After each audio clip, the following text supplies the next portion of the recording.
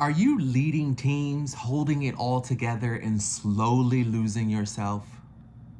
If your success costs you your sanity, sleep, or soul, then this one's for you. Welcome to Leadership Lessons. I'm Dr. Fredrick D, and this is the show where we stop performing leadership and start living it. Where emotional intelligence meets real world power, and your growth isn't optional, it's intentional. If you're new here, welcome to the movement. And if you've been riding with me since episode 1, you already know we don't do fluff. We do truth, strategy, and transformation. Last week, we tore down imposter syndrome, that feeling that follows you into boardrooms, classrooms, clinics, where you're the only one who looks like you. We named it, reframed it, and offered tools to interpret the lies those systems taught us to believe. If you missed it, go back. It's not just an episode. It's a survival manual for every marginalized leader still showing up anyway. Today, we're raising the stakes. This episode is about emotional boundaries. What are they? Why do you need them? And how to build them without guilt, shame, or apology. Because here's the truth. Empathy without boundaries leads to burnout. You can't lead from overflow if you constantly leak energy to keep everyone else afloat. Now, stick with me for this episode because it might be the episode that changes how you lead and live. I need you to hit like, hit subscribe, and let's reclaim your leadership from the inside out. Now let's get real, just for a moment, and talk about your future, okay? The higher you rise in leadership, the more invisible the cost becomes. Okay? The more emails, the more people that are pulling on your time, the more emotional labor, there are more expectations, there are more performance pressures. And if you're not intentional, if you don't pause to draw some emotional lines in the sand, leadership stops being a calling and starts feeling like a trap. You become the one who's always on, always reachable, always holding space for everyone else. But who's holding space for you? Because here's what no one puts on the job description. Okay? Without boundaries, leadership becomes self-erasure. And that's not sustainable leadership. That's survival mode. And I don't want you in survival mode. I want you to lead and live with emotional clarity, to know where you end and others begin, to stop leaking your energy into every crisis, every expectation, in every room that demands more than you ever agreed to give. Because here's the truth, and it's a lesson even the most seasoned leaders forget. Boundaries are not barriers. They're bridges. It's your bridge to longevity, self-respect, and emotionally intelligent leadership. So in this episode, we're diving into what emotional boundaries are, the neuroscience behind why setting them feels so hard, and how to create boundaries that protect your peace, your purpose, and your power. And we're not talking theory, okay? We're talking real life situations, real strategy, and real self-respect. Let's get into it.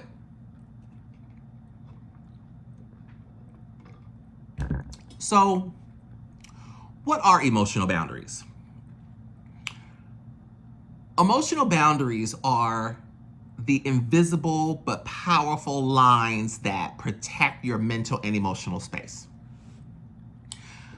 They define what you're emotionally responsible for and what you are not. They're not walls meant to shut people out. It's a filter.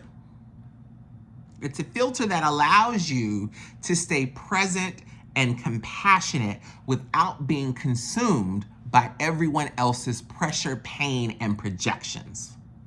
Think of it this way. Think of it like this. A healthy emotional boundary says, I can support you, but I don't have to absorb you. I can care deeply, but I don't have to carry everything. I can lead with empathy and protect my peace. But here's the thing. Most of us weren't taught to set emotional boundaries. Primarily, if you were raised to be a fixer, if you were raised to be the strong one, the people pleaser, the high functioner. And when you're also navigating leadership as a marginalized person, boundaries don't just feel difficult. They can feel dangerous to your belonging. Here's what's happening in your brain when you try to set a boundary, okay? Your limbic system, right? This is the emotional center of your brain. It detects a perceived threat, especially if you've been conditioned to associate boundaries with conflict, rejection, or abandonment. Your amygdala goes into high alert. Will I be seen as selfish? Will I lose the connection? Will this cost me something important? And suppose your prefrontal cortex, that part of your brain responsible for emotional regulation and long-term planning that sits right behind your forehead, it's trained to override that stress signal. In that case, you default to saying yes when you meant to say no, or staying silent when your needs aren't being met. This is why setting boundaries isn't just a communication skill, it's a nervous system reset. It's emotional leadership. And it's precisely where emotional intelligence becomes a game changer. So here are those emotional intelligence concepts at work. Emotional self-awareness. You can't set boundaries if you don't recognize when your energy is being drained. EQ helps you tune in, notice the emotional shifts in your body, and say, something doesn't feel right. I have the right to address it. Self-regard. Here, you have to believe your needs matter to protect them. Building self-regard helps you anchor your worth internally, not in others' approval. Assertiveness. Not aggression, not defensiveness. Assertiveness is the skill that lets you communicate your needs clearly and respectfully, even when uncomfortable. Impulse control. These are boundaries that are often require you to pause before reacting, to sit in the tension of someone's disappointment without rushing in to rescue or to appease. Empathy and reality testing. These help you see someone else's emotional experience without losing yourself. You can validate their feelings without internalizing their crisis as your fault, okay? Without emotional boundaries, you start absorbing other people's emotions like a sponge. You say yes out of fear, not alignment. You feel invisible because you've made someone else's needs more important than your own. That's when burnout sneaks in. That's when resentment replaces compassion and authenticity starts to fade. But when you lead with strong emotional boundaries, you stop leaking all that energy. You stop abandoning yourself. And you start leading from a place of wholeness, not depletion. Now, we're going to keep going here because we are just getting to the good part. There's a hidden cost of overfunctioning in leadership, okay? This is a pervasive issue that affects many leaders, especially those from marginalized backgrounds. It's overfunctioning. This pattern involves consistently taking on more responsibility than is sustainable. You do this often to meet external expectations or to prove your worth in environments where you don't feel valued. Overfunctioning is characterized by constantly stepping in to fix problems even when it's not your responsibility.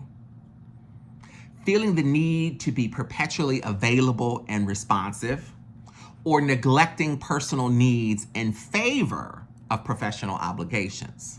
So, this behavior is often rooted in early experiences and societal messages that equate self-worth with productivity and self-sacrifice. So for the marginalized leader, systemic biases and the need to counteract stereotypes intensify this pressure to overperform.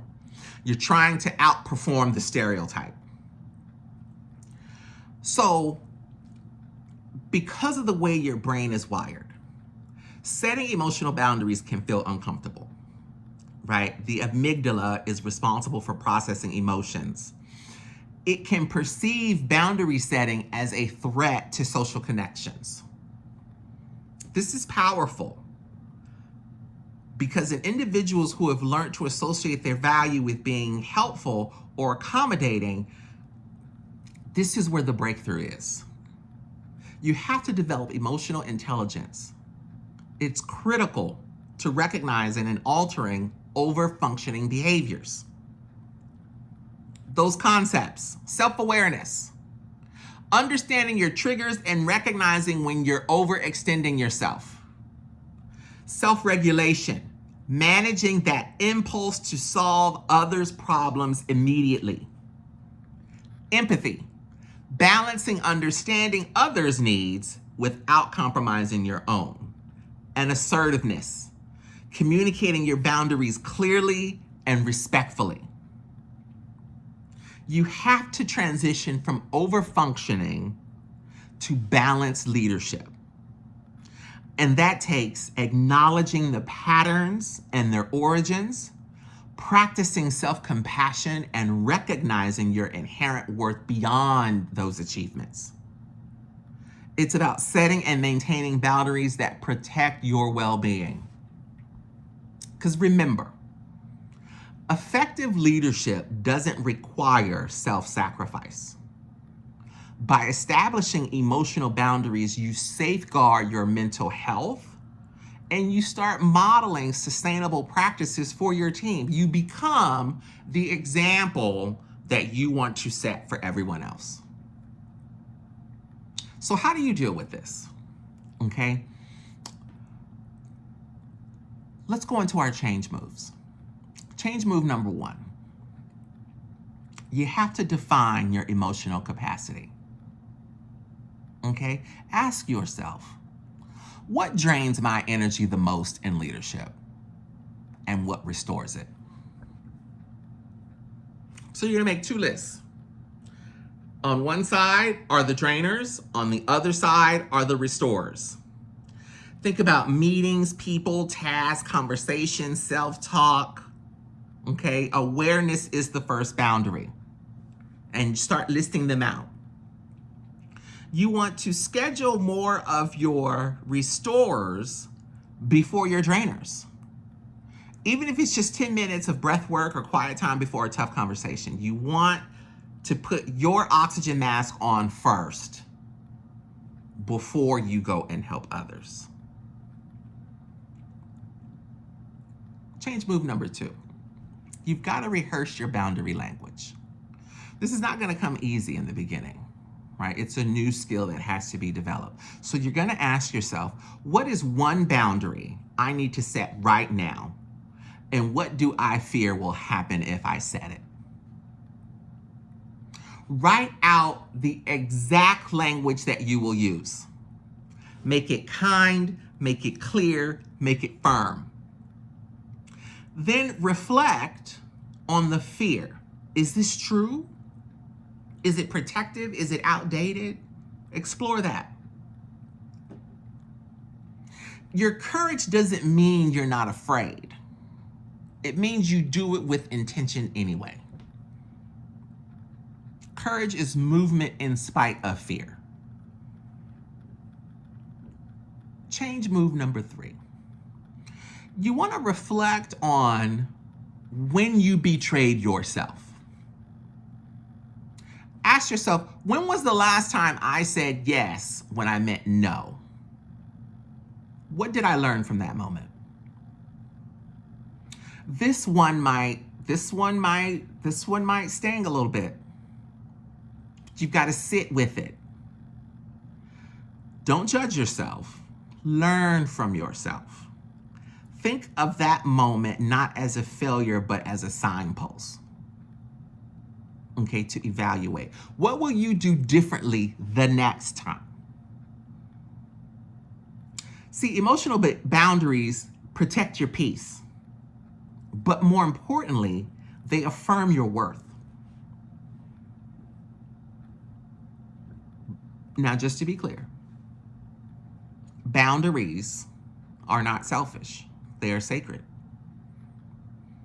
The most impactful, emotionally intelligent leaders I have ever worked with, they don't say yes out of guilt, fear, or people pleasing. They say yes from a place of alignment and intention. Because emotional boundaries aren't about disconnection. They're about sustainability. They allow you to show up for others without abandoning yourself. They help you give from a whole place, not fractured. So ask yourself this week, what boundary have you been avoiding? And what would it look like to honor it today? Take a moment, take a breath or two, and reflect. Then take one small step toward protecting your energy. If this information hit home to you, do not keep it to yourself. Like this episode. Drop a comment below. I want to hear from you. What boundary are you committed to this week? Let's talk about that in the comments. Share this episode with someone who's always giving too much and getting too little in return. Subscribe so you never miss an episode that puts your leadership and your well-being first. And suppose you're ready to go deeper. In that case, I offer coaching, consulting, and executive training to help mission-driven leaders protect their energy, evaluate their impact, and lead from wholeness, not burnout. Let's talk. Let's get in touch. Send me an email. Find me on social media or go to the website. Next episode, we will be talking about reclaiming time, redefining what productivity for purpose-driven leaders is. We're discussing boundaries with your calendar, your culture, your capacity, and you don't want to miss it. Until then, I need you to remember, change is constant, but your growth is intentional. I'm Dr. Fredrick D, and this is Leadership Lessons.